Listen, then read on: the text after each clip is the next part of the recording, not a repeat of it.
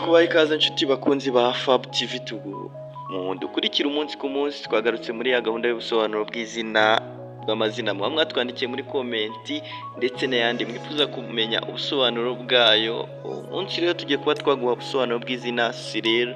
Wowe witwa Cyril cyangwa se Cyril, umva ubusobanuro bwaryo. Iri zina rero Cyril ni izina rikomoka mu rurimi rw'ikigereki cya kera, aho ryaturutse rero ku izina Karirosi rivuye rero ku ijambo Keriros risobanura umwami cyangwa se nyiricyubahiro.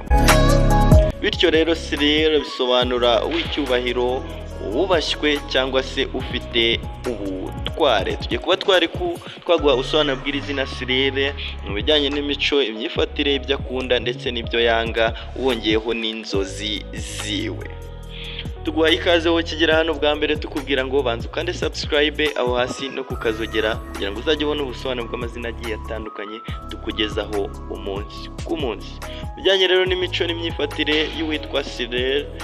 Cyril rero ni umuntu wiyubaha kandi wubaha abandi. Akunda rero kuba intangarugero mu mico no mu myifatire. Azwi kuyobora ariko atavogera. Ikindi kandi ni umunyabwenge uharanira gukora ibintu neza no ku gihe.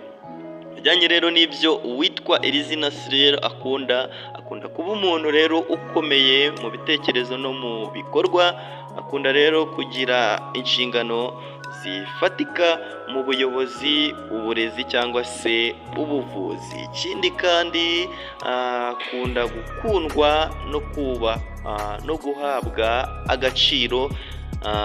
Ikindi kubaho afite intego n'icyerekezo. Bijyanye n'ibyo uwitwa Cyril yanga guteshwa agaciro cyangwa se gusuzugurwa. Yanga gukora ibintu bidafite gahunda.